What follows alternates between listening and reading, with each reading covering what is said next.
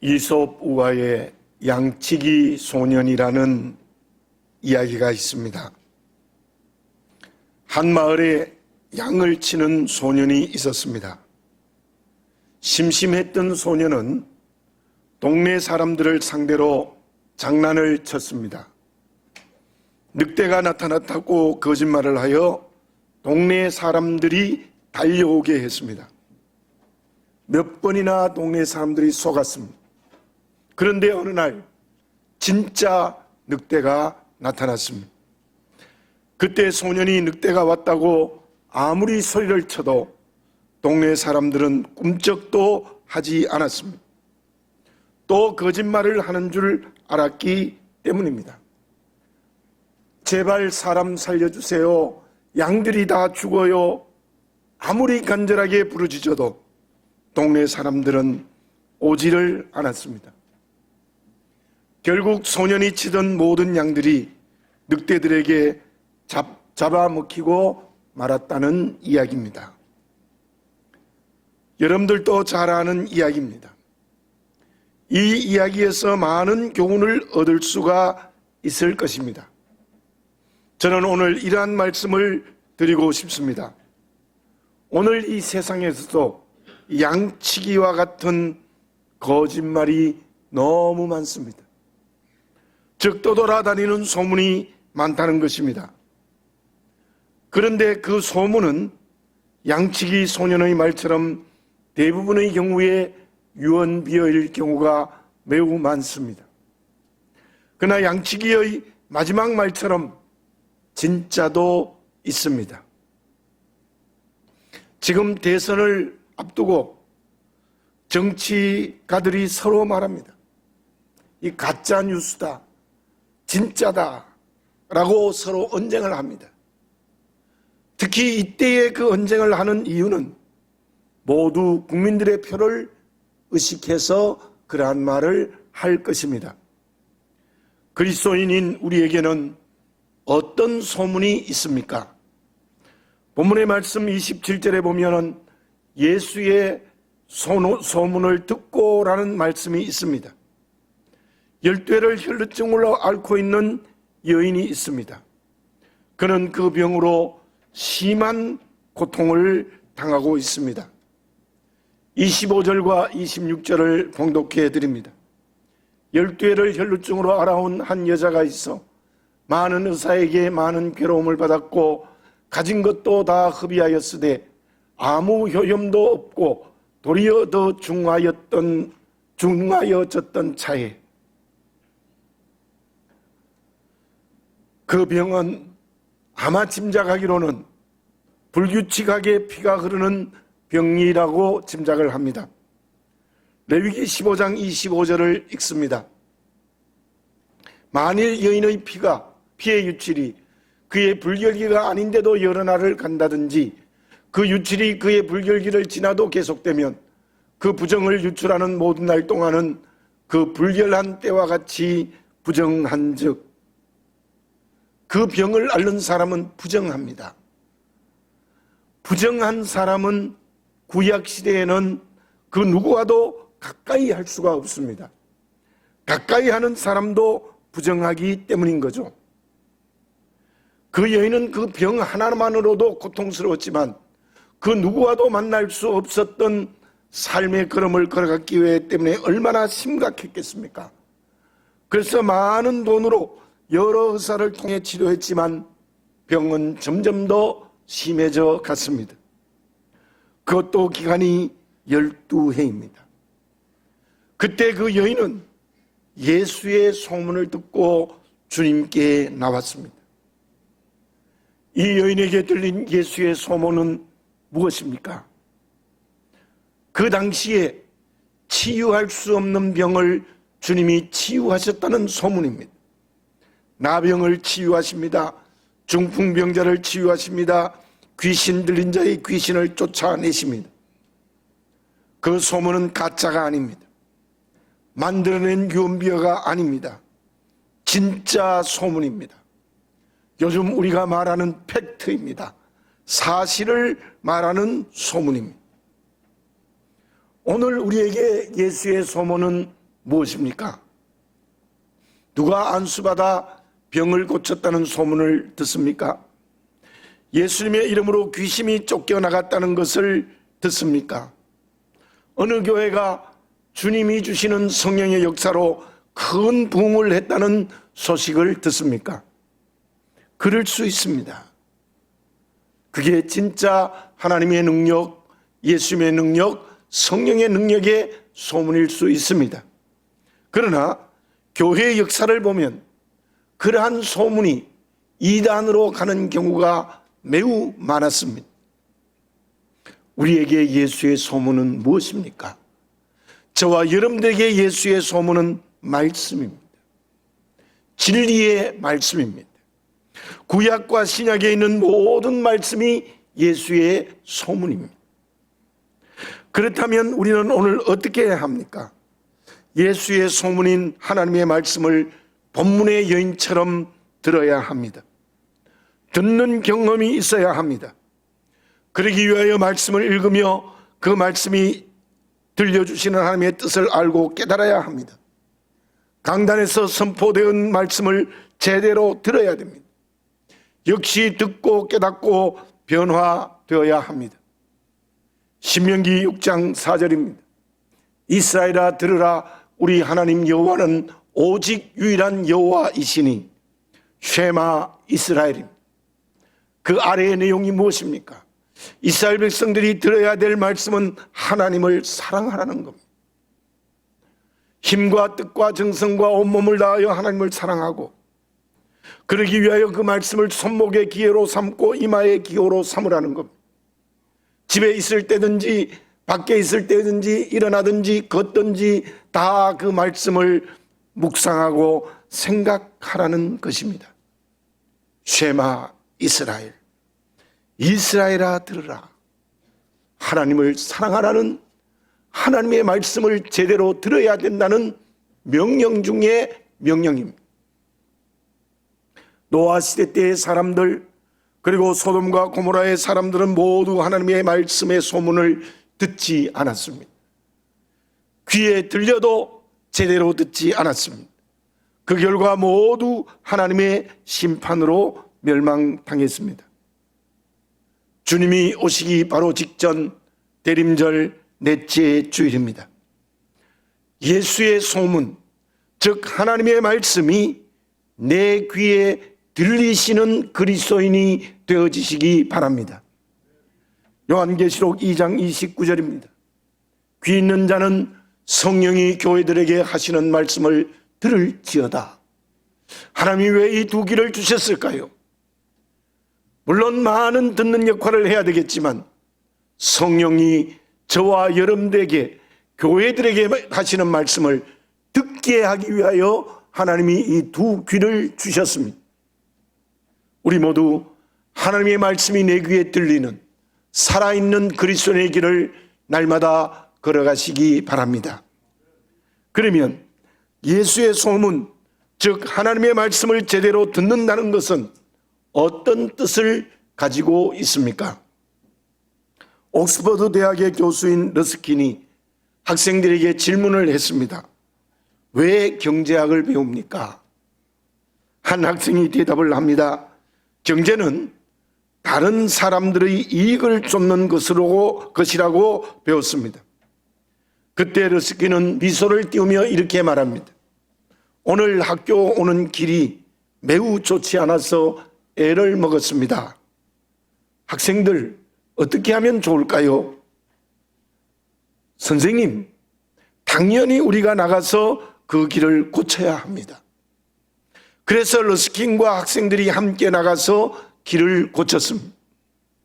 그때 러스킨이 말합니다. 경제 이론은 잘 순응해야 한다. 함께 학문은 반드시 실천이 앞장서야 된다는 말을 했다고 합니다. 그래서 그 길의 이름이 러스킨의 길이 되었다고 합니다. 이 세상에서도 학문의 진정한 가치가 무엇입니까? 물론 지식적으로 제대로 알아야 합니다.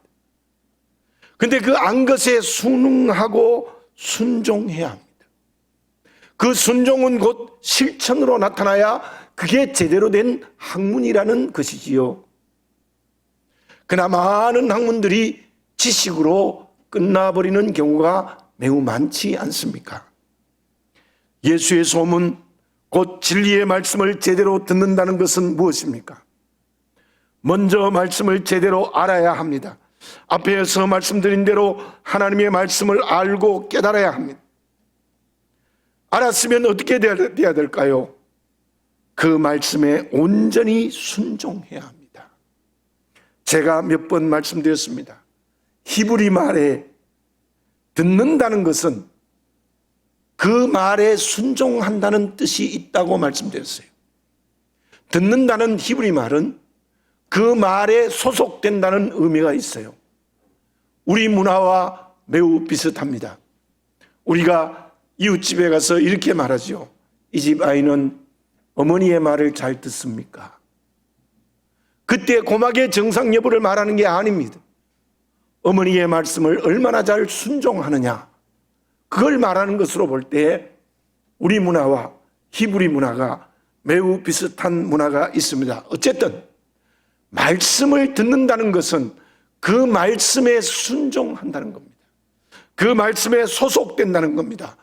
그 말씀에 소속되고 순종했으면 그 말씀이 행동으로 나타나는 것을 말합니다. 로마서 10장 17절입니다. 그러므로 믿음은 들음에서 나며 들음은 그리스도의 말씀으로 말미암았느니라. 말씀은 듣고 소속되고 순종해야 되는데 말씀을 알고 듣고 행동하면 그게 무엇입니까? 그게 믿음이라는 거예요. 믿음은 들음에서 난다 그러지 않습니까? 바로 하나님의 말씀을 들으십시오, 순종하십시오, 행동하십시오. 그 사람이 믿는 사람입니다. 본문의 여인을 봅시다. 그녀는 예수의 소문을 들었습니다. 결국 그 여인이 주님께 온 것은 예수님의 소문을 믿었기 때문이에요. 믿었다는 것은 그 예수의 소문을 듣고 순종한 것입니다. 그리고 행동으로 옮겨서 주님 앞으로 온 것입니다. 그때 예수의 소문을 이 여인만 들었겠습니까? 수많은 사람들이 들었을 것입니다. 지금 주님 앞에 온 사람들도 그럴 수 있습니다. 그러나 그들은 예수님의 소문에 순종하지 않았습니다. 그리고 행동하지 않았습니다. 그러므로 믿음으로 주님 앞에 선 것이 아니었습니다. 믿음으로 주님 앞에 선 사람은 어쩌면 본문의 말씀에 나타난 한 여인밖에 없었습니다. 주님의 말씀을 제대로 들어 알고 깨닫는 것이 무엇입니까? 그것은 예수님을 믿는 것입니다. 그 믿음이 주님의 말씀에 온전히 순종하게 되고 행동하게 되는 것이지요. 그리스도인으로서 진정 예수의 말씀을 온전히 믿습니까? 예수님을 믿습니까? 정말 예수님을 믿고 그 하시는 말씀을 믿는다는 것은 주님의 말씀에 온전히 소속되어야 하고 그 소속된 것이 인격이 되고 실천으로 나타나는 것입니다. 결국은 그 여인은 주님의 은혜로 그 혈루증에서 깨끗이 치유함 받습니다. 그때 주님의 말씀이 무엇이었습니까? 34절 상반절을 봉독해 드립니다. 예수께서 이르시되 딸아 내 믿음이 너를 구원하였으니, 너의 믿음이 너를 구원하였으니, 그렇게 말씀하셨어요. 치유가 언제 일어나는 겁니까? 주님의 은혜를 믿는 믿음으로 시작하는 것입니다. 그 믿음은 예수의 소문을 듣는 데서 시작했습니다. 그 들음은 그 소문을 진리로 알고 순종하고 소속되었습니다. 그 순종이 주님 앞에 오는 행동까지 있었던 것이지요. 그것이 믿음입니다. 주님의 십자가의 은혜를 믿는 것이 무엇입니까? 주님의 십자가가 나의 죄를 대신 지시한 것을 바르게 알아야 합니다. 알았으면 그 대속의 은혜에 순종해야 됩니다. 그리고 그 은혜가 인격이 되고 삶이 되어야 됩니다. 그 사람이 진정 주님의 십자가의 은혜를 믿는 겁니다. 십자가를 아는 것만으로 안 돼요. 아는 것으로 끝나는 경우가 있어요. 안 됩니다. 십자가의 은혜를 알았으면 그 은혜가 내 인격과 삶이 될 때 그 사람이 진짜 십자가의 은혜를 믿는 사람입니다. 주님이 지금도 나와 함께 하신다는 것을 믿는다는 것이 무엇입니까? 주님이 나와 함께 하심을 알아야 합니다. 함께 하시는 주님께 온전히 순종하는 것입니다. 그 순종은 주님의 말씀을 실천하고 전하는 행동을 해야 합니다. 그 사람이 진정 주님이 나와 함께 하심을 믿는 그리스도인입니다. 주님의 말씀을 바르게 알지 못하고 있지 않습니까? 그래도 믿는다고 한다면 그 믿음은 거짓입니다. 더구나 말씀을 순종하지 않고 행동하지 않는 사람은 믿음으로 사는 그리스도인이 아닙니다. 진실된 믿음의 그릇이 되시기 바라겠습니다. 그 사람은 예수의 말씀을 제대로 듣는 그리스도인입니다. 우리 모두 주님의 말씀에 소속되어 순종합시다. 그리고 그 말씀이 인격이 되고 삶이 되어지시기를 바라겠습니다. 그때 내 믿음이 너를 구원하는 역사가 일어나게 될 줄로 믿습니다. 이스라엘 백성들이 여리고성을 함락하기 전에 여호수아가 두 정탐꾼을 보냅니다. 기생 라합의 집에 있는 것이 들켜 죽게 되어졌습니다. 왕이 사람을 보내어 그들을 끌어내게 했습니다. 그때 라합이 어떻게 했습니까? 숨겨주어 살려주었습니다. 그 이유가 무엇입니까? 이스라엘 백성들에게 행하신 하나님의 소문을 들었기 때문입니다. 여호수아서 2장 10절과 11절입니다. 이는 너희가 애굽에서 나올 때에 여호와께서 너희 앞에서 홍해물을 마르게 하신 일과 너희가 요단 저쪽에 있는 아모리 사람의 두 왕 시온과 옥에게 행한 일, 곧 그들을 전멸시킨 일을 우리가 들었음이니라.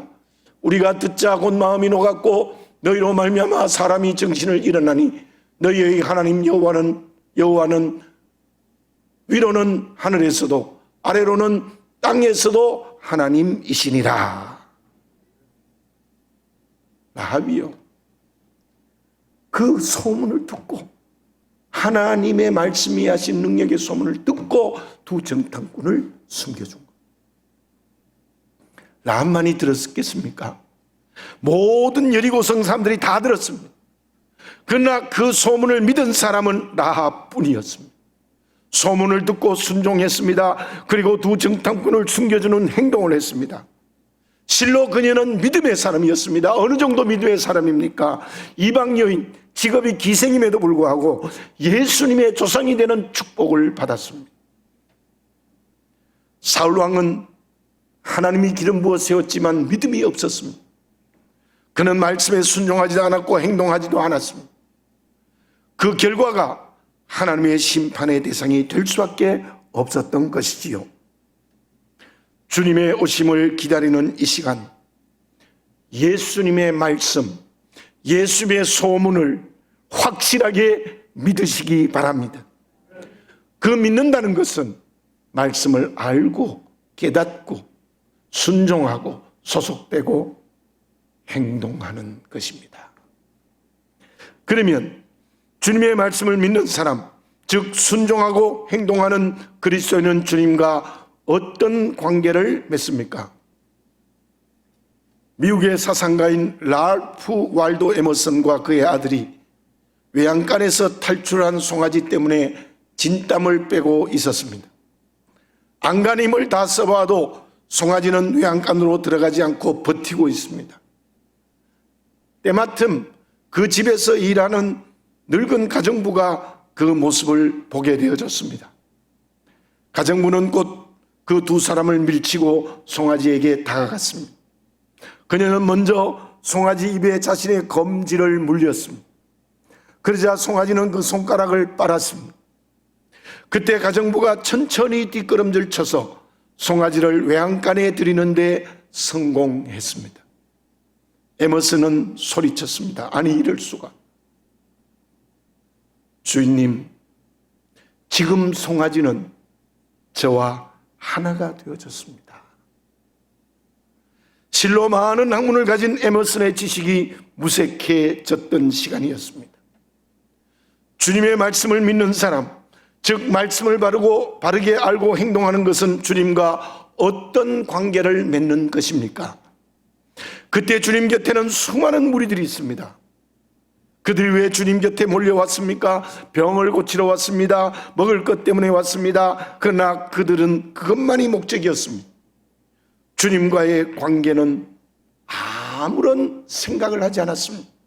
단순하게 주님으로 말미암아 자기의 문제를 해결하려고만 했던 것입니다. 그러나 본문의 여인은 어떻습니까? 27절과 28절을 읽어드립니다. 예수의 소문을 듣고 무리 가운데 끼어 뒤로 와서 그의 옷에 손을 대니 이는 내가 그의 옷에만 손을 대어도 구원을 받으리라 생각함일러라. 이 말씀에 손을 대어, 손을 대니라는 말이 나옵니다. 만진다라는 뜻이지요. 합토라는 헬라어입니다.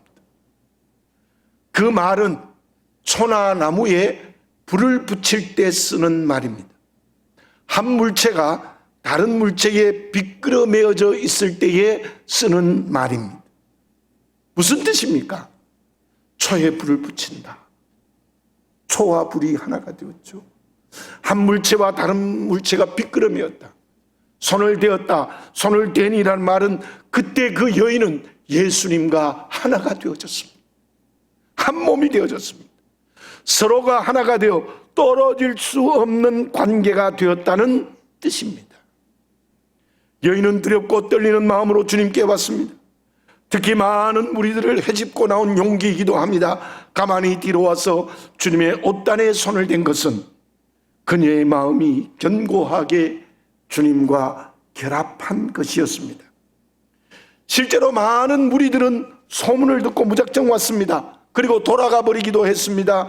주님과 관계에 전혀 관심이 없습니다. 어쩌면 이 본문의 말씀에 나오는 이 여인만이 전인격을 당하여 예수님의 옷단에 손을 대었을 때 주님과 하나가 되는 신앙적 결단을 했다고 말씀드릴 수 있습니다.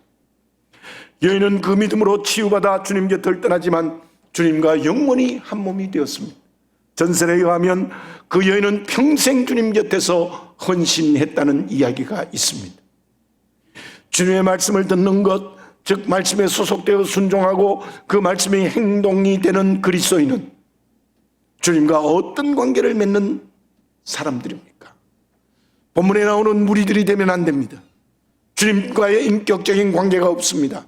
내 문제만 해결하면 됩니다.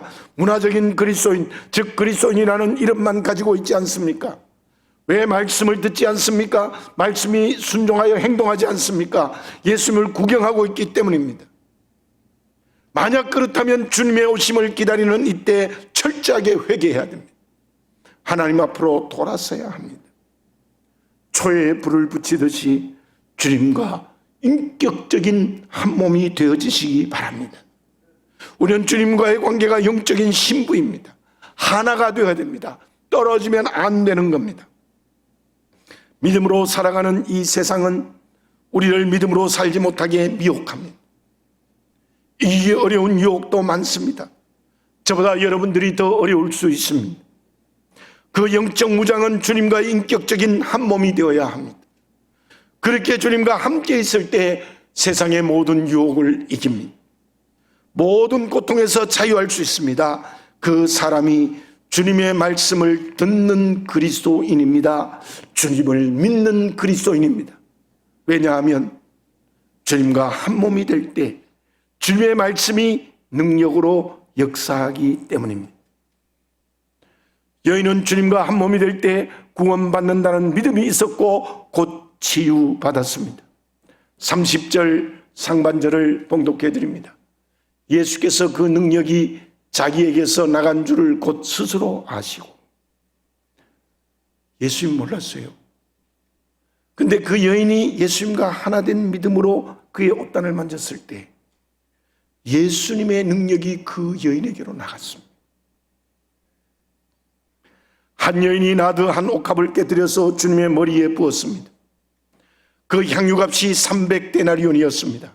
노동자의 300일 품삯입니다. 아마 그 여인의 재산 전부일 수 있습니다. 주변의 사람들은 값진 것을 허비한다고 책망했습니다. 그러나 주님의 말씀은 무엇입니까? 마가복음 14장 8절입니다. 그는 힘을 다하여 내 몸에 향유를 부어 내 장례를 미리 준비하였느니라. 힘을 다하여라는 말은 주님을 향한 사랑의 모습과 함께 그 주님을 향한 사랑이 주님과 인격적인 한 몸이 되었다는 뜻입니다. 그것이 주님이 십자가를 지시기 위한 메시아의 취임이 되는 가장 큰 축복의 길이 되어졌습니다. 그때 그 여인을 책망하는 사람들은 어떻습니까? 그 중에 가룟 유다가 있었음에 틀림이 없습니다. 주님을 가까이 따라가고 있지만 주님과 하나가 되지 못했습니다. 주님을 위해서 자기의 이익에 급급한 사람들이었습니다. 사랑하는 교우 여러분, 우리에게 오늘 예수의 소문은 말씀입니다. 그 말씀이 내 귀에 들리시기 바라겠습니다. 들린다는 것은 순종하고 실천하는 것입니다. 그것은 어디에서 가능합니까? 주님의 주시는 말씀을 확실히 믿을 때 가능한 것입니다. 예수의 말씀이 들리는 사람은 누구입니까? 영적인 예수의 신부가 되어 인격적으로 한 몸이 되는 사람입니다. 그 사람이 살아있는 그리스도인입니다. 저와 여러분, 참 어려운 때 성탄절이 이번 토요일입니다. 어떤 성탄절이 되어야 될까요? 주님의 말씀이 들리는 사람, 주님과 인격적 한 몸이 된 믿음의 사람, 그러한 내 실존이 되기만 하면 아무리 힘든 코로나가 있고 별별 개인적인 문제가 있어도 이번 성탄절은 진정 기뻐하는 성탄절이 될 수 있을 줄로 믿습니다. 결과는 어떻습니까? 여인은 치유받았는데 두렵고 떨렸습니다.